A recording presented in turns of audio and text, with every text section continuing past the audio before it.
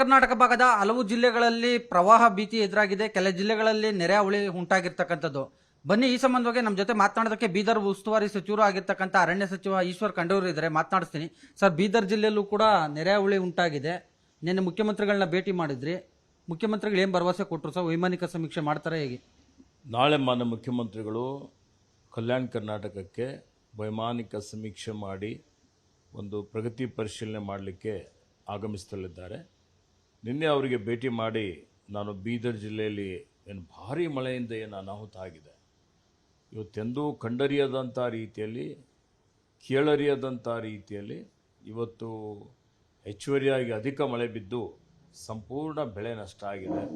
ನಿರ್ಭೀತ, ನಿಷ್ಪಕ್ಷಪಾತ, ವಿಶ್ವಾಸಾರ್ಹ ಸುದ್ದಿಗಳಿಗೆ ಮತ್ತೊಂದು ಹೆಸರಾಗಿರುವಂತ ನ್ಯೂಸ್ 18 ಕನ್ನಡ ಈಗ ಆಪ್ನಲ್ಲೂ ಲಭ್ಯವಿದೆ.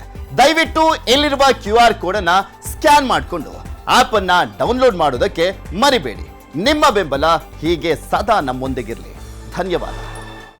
ರಸ್ತೆಗಳು ಕೊಚ್ಕೊಂಡು ಹೋಗಿದ್ದಾವೆ, ಸೇತುವೆಗಳು ಕೊಚ್ಕೊಂಡು ಹೋಗಿದ್ದಾವೆ, ಅನೇಕ ಮನೆಗಳು ಕುಸಿದು ಹೋಗಿದ್ದಾವೆ. ಇವತ್ತು ಮಾಂಜ್ರಾ ನದಿ ಅಕ್ಕಪಕ್ಕದಲ್ಲಿರುವಂಥ ರೈತರ ಬೆಳೆ ಏನಿದೆ ಅಲ್ಲ, ಬೆಳೆ ಜೊತೆಯಲ್ಲಿ ಮಣ್ಣು ಸಹಿತ ಕೊಚ್ಕೊಂಡು ಹೋಗಿದ್ದಂಥದ್ದು ಭಾಳ ಅತ್ಯಂತ ಒಂದು ನೋವಿನ ಸಂಗತಿಯಾಗಿದೆ. ಜಾನುವಾರುಗಳು ಸಾವುಗಳಾಗಿದೆ, ಒಂದೆರಡು ಸಾವುಗಳು ಆಗಿತ್ತು. ಹೀಗಾಗಿ ನಾನು ಈಗಾಗಲೇ ಜಿಲ್ಲೆಯಾದ್ಯಂತ ಎಲ್ಲ ತಾಲೂಕುಗಳಿಗೆ ಸುಮಾರು ಭೇಟಿ ಕೊಟ್ಟಿದ್ದೇನೆ. ಭೇಟಿ ಕೊಟ್ಟು ಪ್ರಾಥಮಿಕ ಹಂತದಲ್ಲಿ ಇವತ್ತೇನು ಬೆಳೆ ನಷ್ಟ ಆಗಿತ್ತು ಸಮೀಕ್ಷೆ ಮಾಡಲಿಕ್ಕೆ ಸೂಚನೆಯನ್ನು ಕೊಟ್ಟಿದ್ದೆ. ಸರ್, ಈಗ ಎಷ್ಟರ ಪ್ರಮಾಣದಲ್ಲಿ ಆಸ್ತಿ ಪಾಸ್ತಿ ಮತ್ತು ಬೆಳೆ ನಷ್ಟ ಆಗಿದೆ? 15 ದಿವಸದಲ್ಲಿ ತಾವು ಅಂದರೆ ಪರಿಹಾರ ಕೊಡಿಸ್ತೀವಿ ಅಂತ ಭರವಸೆ ಕೊಟ್ಟಿದ್ದೀರಾ. ಹೇಗೆ ಸರ್ ಇದು ಸಮೀಕ್ಷೆ ಎಲ್ಲ ಯಾವ ರೀತಿ ನಡೀತಾ ಇದೆ? ನೋಡಿ, ಈಗಾಗಲೇ ಮಳೆ ನಿರಂತರವಾಗಿ ನಡೀತಾ ಇದೆ. ಮಳೆ ಬರುವಂಥ ಸಂದರ್ಭದಲ್ಲಿ ಸಮೀಕ್ಷೆ ಮಾಡಲಿಕ್ಕೆ ಆಗೋದಿಲ್ಲ. ಹೀಗಾಗಿ ಒಂದು 3 ದಿವಸ ಮಳೆ ಇದೆ ಅಂತ ಹೇಳ್ತಾರೆ. ಈ ಮಳೆ ಕಡಿಮೆ ಆದಮೇಲೆ 1 ವಾರ 10 ದಿವಸ ಒಳಗಾಗಿ ಸಮೀಕ್ಷೆ ಮಾಡಿ ಅಂತ ಸೂಚನೆಯನ್ನು ಕೊಟ್ಟಿದ್ದೇನೆ. ಸಮೀಕ್ಷೆ ಮಾಡಿದ ಮೇಲೆ ಪರಿಹಾರ ಪೋರ್ಟಲಲ್ಲಿ ಅಪ್ಲೋಡ್ ಮಾಡ್ತಾರೆ ಎಲ್ಲಿ ಬೆಳೆ ನಷ್ಟ ಆಗಿದ್ದಂಥದ್ದು. ಅಪ್ಲೋಡ್ ಮಾಡಿದ್ದರ ಆಧಾರದ ಮೇಲೆ ಇವತ್ತು NDRF SDRF ನಾಮ್ಸ್ ಪ್ರಕಾರ ಅವರವರ ಖಾತೆಯಲ್ಲಿ ಹಣ ಜಮಾ ಆಗ್ತದೆ. ಸರ್ವೆ ನಂಬರ್ ವೈಸ್ ಇವತ್ತು ಬೆಳೆ ನಷ್ಟ ಆಗಿದ್ದಂಥದ್ದಕ್ಕೆ ಪರಿಹಾರ ಕೊಡಬೇಕಾಗ್ತದೆ. ಈಗಾಗಲೇ ಮನೆ ಕುಸಿದಕ್ಕೆ ನಾವು ಪರಿಹಾರ ಕೊಟ್ಟಿದ್ದೇವೆ. ಮತ್ತು ರಸ್ತೆ ಇವತ್ತೇನು ಸೇತುವೆಗಳು ಕುಸಿದು ಹೋಗಿದ್ದಂಥದ್ದು, ಸಂಪರ್ಕ ಕಡಿದು ಹೋಗಿದ್ದಂಥದ್ದು, ಇದಕ್ಕೆ ಮತ್ತೆ ಪುನರ್ ನಿರ್ಮಾಣ ಮಾಡಲಿಕ್ಕೆ ಈಗಾಗಲೇ ಸೂಚನೆಯನ್ನು ಕೊಟ್ಟಿದ್ದೇವೆ. ಬಹಳ ಕಡೆ ಇವತ್ತು ಮತ್ತೆ ರಿಸ್ಟೋರ್ ಮಾಡಲಿಕ್ಕೆ ಎಲ್ಲ ರೀತಿಯ ಕ್ರಮಗಳನ್ನು ಅಧಿಕಾರಿಗಳು ತೆಗೆದುಕೊಂಡಿದ್ದಾರೆ. ಅನೇಕ ಕಡೆ ಎಲೆಕ್ಟ್ರಿಕ್ ಪೋಲ್ಗಳು ಬಿದ್ದು ಹೋಗಿದ್ದಾವೆ, ಕೆಲವೊಂದು ಕಡೆ ಶಾಲಾ ಕೋಣೆಗಳು ಸೋರ್ತಾ ಇದ್ದಾವೆ, ಕೆಲವೊಂದು ಕಡೆ ಅಂಗನವಾಡಿ ಕೋಣೆಗಳು ಸೋರ್ತಾ ಇದ್ದಾವೆ. ಇವತ್ತೇನು ನಮ್ಮಲ್ಲಿ ಪ್ರಕೃತಿ ವಿಕೋಪದ ಅಡಿಯಲ್ಲಿ ಅನುದಾನ ಇದೆ ಜಿಲ್ಲಾಧಿಕಾರಿಯ ಹತ್ತಿರ, ಆ ಅನುದಾನ ಸದ್ಬಳಕೆ ಮಾಡಿಕೊಳ್ಳಬೇಕು ಅನ್ನೋಂಥ ಸೂಚನೆಯನ್ನು ಕೊಟ್ಟಿದ್ದೇನೆ. ನಿರಂತರವಾಗಿ ಇವತ್ತು ಜಿಲ್ಲಾಡಳಿತದ ಜೊತೆಯಲ್ಲಿ ಸಂಪರ್ಕದಲ್ಲಿದ್ದೇನೆ ಮತ್ತು ಎಲ್ಲ ಅಧಿಕಾರಿಗಳ ಜೊತೆಯಲ್ಲಿ, ಜನಪ್ರತಿನಿಧಿಗಳ ಜೊತೆಯಲ್ಲೂ ಇವತ್ತು ಮಾತನಾಡ್ತಾ ಇದ್ದೇನೆ. ನಾಳೆ ಮುಖ್ಯಮಂತ್ರಿಗಳ ಜೊತೆಯಲ್ಲಿ ವೈಮಾನಿಕ ಸಮೀಕ್ಷೆಯಲ್ಲಿ ಪಾಲ್ಗೊಂಡು ಬೀದರ್ ಜಿಲ್ಲೆಯಲ್ಲಿ ಮತ್ತೆ ಪುನಃ ನಿರಂತರವಾಗಿ ಸಭೆಗಳನ್ನು ಮಾಡಿ ಇವತ್ತು ರೈತರ ಜೊತೆಯಲ್ಲಿ ನಮ್ಮ ಸರ್ಕಾರ ಇದೆ. ಮತ್ತು ಇವತ್ತು ಅವರಿಗೆ ಪರಿಹಾರನೂ ಕೊಡಲಾಗುವುದು. ಯಾರೂ ಆತಂಕ ಪಡುವಂಥದ್ದು ಅವಶ್ಯಕತೆ ಇಲ್ಲ. ಎಲ್ಲರೂ ಜಾಗೃತರಾಗಿ ಎಚ್ಚರಿಕೆಯಿಂದಿರಬೇಕು ಅನ್ನುವಂಥ ಒಂದು ವಿನಂತಿಯನ್ನು ತಮ್ಮ ಮುಖಾಂತರ ಬೀದರ್ ಜಿಲ್ಲೆಯ ರೈತರಿಗೆ ನಾನು ಮಾಡ್ತಾ ಇದ್ದೇನೆ. ಸರ್, ಈಗ BJP ನಾಯಕರುಗಳು ಪ್ರತ್ಯೇಕವಾಗಿ 2 ತಂಡಗಳನ್ನ ಮಾಡಿಕೊಂಡು ನೆರೆಹಾವಳಿ ಪ್ರದೇಶಗಳಿಗೆ ಭೇಟಿ ಕೊಡ್ತಾ ಇದ್ದಾರೆ ಸರ್. ಒಂದು ಕಡೆ ವಿಜಯೇಂದ್ರ ಟೀಮು, ಇನ್ನೊಂದು ಕಡೆ ಪ್ರತಿಪಕ್ಷ ನಾಯಕ ಆರ್ ಅಶೋಕ್ ಟೀಮ್ ನೇತೃತ್ವದಲ್ಲಿ.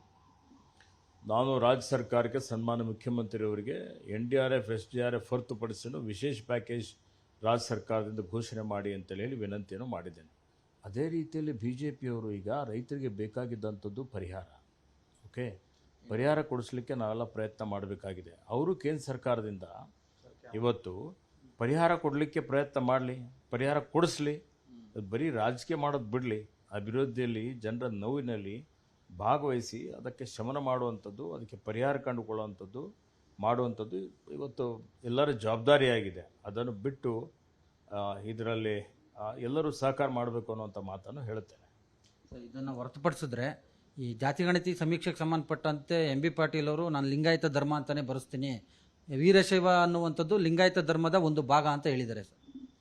ನಾವು ಈಗಾಗಲೇ ಹೇಳಿದ್ದೇವೆ 2013ರಲ್ಲಿನೇ ಇವತ್ತು ಅದಕ್ಕಿಂತ ಮುಂಚಿತವಾಗಿಯೇ ಅಖಿಲ ಭಾರತ ವೀರಶೈವ ಲಿಂಗಾಯತ ಮಹಾಸಭೆ ವತಿಯಿಂದ ಇವತ್ತು ನಮಗೆ ಪ್ರತ್ಯೇಕ ಧರ್ಮ ಮತ್ತು ಜಾತಿ ಇವತ್ತೇನು ಸೆನ್ಸಸ್ಸಲ್ಲಿ ನಮಗೆ ಸಪರೇಟ್ ಒಂದು ಕಾಲಮ್ ಕೊಡಬೇಕು ಅನ್ನುವಂಥ ಒಂದು ಪ್ರತಿನಿಧಿತ್ವ ಮಾಡಿದ್ದೇವೆ.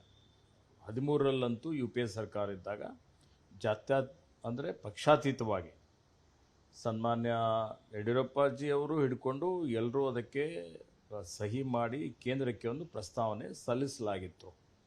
ಹೀಗಾಗಿ ಇವತ್ತು ನಾವು ಮಹಾಸಭೆ ವತಿಯಿಂದ ಇವತ್ತು ನಾನು ಹೇಳೋದೇನಾಗಿದೆ ಏನಿದೆ ಅಂತ ಹೇಳಿದರೆ, ನಾವು ಮೊದಲಿನಿಂದ ಪ್ರತಿಪಾದನೆ ಮಾಡಿದ್ದೇವೆ, ಸಮಾಜದಲ್ಲಿ ಒಗ್ಗಟ್ಟಿರಬೇಕು, ಸಂಘಟನೆಯಲ್ಲಿ ಶಕ್ತಿ ಇದೆ. ಹೀಗಾಗಿ ವಿಘಟನೆ ಕಡೆ ನಾವೆಲ್ಲ ಹೋಗಬಾರ್ದು. ಅದಕ್ಕೆ ವೀರಶೈವ ಲಿಂಗಾಯತು ಒಂದೇ ನಾಣ್ಯದ ಎರಡು ಮುಖಗಳು. ಎಲ್ಲರೂ ಇಷ್ಟಲಿಂಗ ಪೂಜೆ ಮಾಡ್ತಾರೆ, ಎಲ್ಲರೂ ಪಂಚಾಚಾರ ಅಷ್ಟಾವರಣ ಎಲ್ಲರೂ ಅನುಸರಣೆ ಮಾಡ್ತಾರೆ. ಈ ಎಲ್ಲ ದೃಷ್ಟಿಯಿಂದ ನೋಡಿ ಅಭಿಪ್ರಾಯ ಭೇದಗಳು, ಮತಭೇದಗಳು ಅಥವಾ ಸೈದ್ಧಾಂತಿಕವಾಗಿ ಕೆಲವೊಂದು ಸಣ್ಣ ಪುಟ್ಟ ಭಿನ್ನಾಭಿಪ್ರಾಯಗಳಿರ್ತವೆ, ಆಚರಣೆ ವಿಚಾರಗಳು ಇರಬಹುದು. ಆದರೂ ಇವತ್ತು ನಾವೆಲ್ಲರೂ ಒಂದೇ ಅನ್ನುವಂಥದ್ದು ಹಿಂದೆ ಶತಾಯುಷಿಗಳಾದಂಥ ಪರಮಪೂಜ್ಯ ನಮ್ಮ ಶಿವಕುಮಾರ ಮಹಾಸ್ವಾಮಿಗಳವರು ಈಗಾಗಲೇ ಅವರು ಎಲ್ಲರಿಗೆ ಘೋಷಣೆಯನ್ನು ಮಾಡಿದ್ದಾರೆ. ಮಹಾಸಭೆ ಅಧ್ಯಕ್ಷರುಗಳು ಕಾಲಕಾಲಕ್ಕೆ ಲಿಂಗಾಯತ ವೀರಶೈವ ಬೇರೆ ಬೇರೆ ಅಲ್ಲ, ಭಿನ್ನ ಧರ್ಮಗಳಲ್ಲ, ಸಮಾನಾರ್ಥಕವಾದಂಥ ಪದಗಳು ಅನ್ನುವಂಥ ಮಾತನ್ನು ಈಗಾಗಲೇ ಹೇಳಿದ್ದಾರೆ. ಭಕ್ತರಲ್ಲಿಯೂ ಯಾವುದೇ ರೀತಿಯ ಗೊಂದಲ ಇಲ್ಲ. ಗುರುಗಳಿಗೂ ಗೌರವ ಮಾಡ್ತಾರೆ, ವಿರಕ್ತರಿಗೂ ಗೌರವ ಮಾಡ್ತಾರೆ. ಹೀಗಾಗಿ ಮಹಾಸಭೆ ನಿಲುವೇನಿದೆ ಅಂದರೆ, ಇವತ್ತು ಸಮಾಜದಲ್ಲಿ ಇವತ್ತು ಭಿನ್ನಾಭಿಪ್ರಾಯ ಬರಬಾರ್ದು, ಎಲ್ಲರೂ ಒಂದೇ ಅನ್ನುವಂಥ ಒಂದು ರೀತಿಯಲ್ಲಿ ವೀರಶೈವ ಲಿಂಗಾಯತಕ್ಕೆ ಇವತ್ತು ಪ್ರತ್ಯೇಕ ಒಂದು ಧರ್ಮದ ಒಂದು ಮಾನ್ಯತೆ ಸಿಗಬೇಕು ಅನ್ನುವಂಥದ್ದು ಅದು ಪ್ರತಿಪಾದನೆ ಮಾಡ್ತಾ ಇದ್ದೇವೆ, ಅದನ್ನು ಮುಂದುವರಿಸ್ತೇವೆ. ವೀರಶೈವರು ಮತ್ತು ಲಿಂಗಾಯತರ ನಡುವೆ ಸೈದ್ಧಾಂತಿಕವಾಗಿ ಭಿನ್ನಾಭಿಪ್ರಾಯ ಇದೆ. ಲಿಂಗಾಯತದ ಅಂದರೆ ಶೈವ ಧರ್ಮವನ್ನು ಹುಟ್ಟುಹಾಕಿದ್ದು ಬಸವಣ್ಣನವರು. ಬಸವ ಧರ್ಮದ ಮೇಲೆ ನನಗೆ ನಂಬಿಕೆ ಇದೆ. ಒಬ್ಬ ಸರ್ಕಾರದ ಪ್ರಭಾವಿ ಸಚಿವರು ಇವರು MB ಪಾಟೀಲ್ ಅವರು ಈ ರೀತಿ ಹೇಳಿರೋದ್ರಿಂದ ಮತ್ತೆ ಎಲ್ಲೋ ಒಂದು ಕಡೆಯಾಗಿ ವೀರಶೈವ ಮತ್ತು ಲಿಂಗಾಯತ ಪ್ರತ್ಯೇಕ ಧರ್ಮ ಮುನ್ನೆಲೆಗೆ ಬರಲ್ಲ ಸರ್ ವಿಚಾರ. ನೋಡಿ, ಇವೆಲ್ಲ ಅವರವರ ವೈಯಕ್ತಿಕ ಅಭಿಪ್ರಾಯಗಳಿದ್ದಾವೆ. ಪ್ರತಿಯೊಬ್ಬರಿಗೂ ತನ್ನ ಅಭಿಪ್ರಾಯ ಹೇಳುವಂಥದ್ದಕ್ಕೆ ಸಂಪೂರ್ಣವಾದಂಥ ಹಕ್ಕಿದೆ. ಹೀಗಾಗಿ ಮಹಾಸಭೆ ಈಗಾಗಲೇ ಭಾಳ ಸ್ಪಷ್ಟವಾಗಿ ನಾವು ಹೇಳಿದ್ದೇವೆ, ನಾನು ಲಿಂಗಾಯತನೂ ಇದ್ದೇನೆ, ವೀರಶೈವನೂ ಇದ್ದೇನೆ. ಅದಕ್ಕೆ ಇವತ್ತು ಬದ್ಧರಾಗಿದ್ದೇವೆ, ಅದನ್ನು ಮುಂದುವರಿಸ್ಕೊಂಡು ಹೋಗ್ತೇವೆ. ಸೊ ಇದಿಷ್ಟು ಅರಣ್ಯ ಸಚಿವ ಈಶ್ವರ್ ಖಂಡ್ರೆ ಅವರ ಸ್ಪಷ್ಟ ನುಡಿಗಳು. ಕ್ಯಾಮ್ರಾಮನ್ ಗುರುಶೇಖರ್ ಜೊತೆ ಹೆಬ್ಬಾಕ ತಿಮ್ಮೇಗೌಡ, ನ್ಯೂಸ್ 18 ಕನ್ನಡ, ಬೆಂಗಳೂರು. ನಿರ್ಭೀತ, ನಿಷ್ಪಕ್ಷಪಾತ, ವಿಶ್ವಾಸಾರ್ಹ ಸುದ್ದಿಗಳಿಗೆ ಮತ್ತೊಂದು ಹೆಸರಾಗಿರುವ ನ್ಯೂಸ್ 18 ಕನ್ನಡ ಈಗ ಆಪ್ನಲ್ಲೂ ಲಭ್ಯವಿದೆ. ದಯವಿಟ್ಟು ಇಲ್ಲಿರುವ QR ಕೋಡ್ ಅನ್ನು ಸ್ಕ್ಯಾನ್ ಮಾಡಿಕೊಂಡು ಆಪ್ ಡೌನ್ಲೋಡ್ ಮಾಡೋದಕ್ಕೆ ಮರಿಬೇಡಿ. ನಿಮ್ಮ ಬೆಂಬಲ ಹೀಗೆ ಸದಾ ನಮ್ಮೊಂದಿಗಿರಲಿ. ಧನ್ಯವಾದ.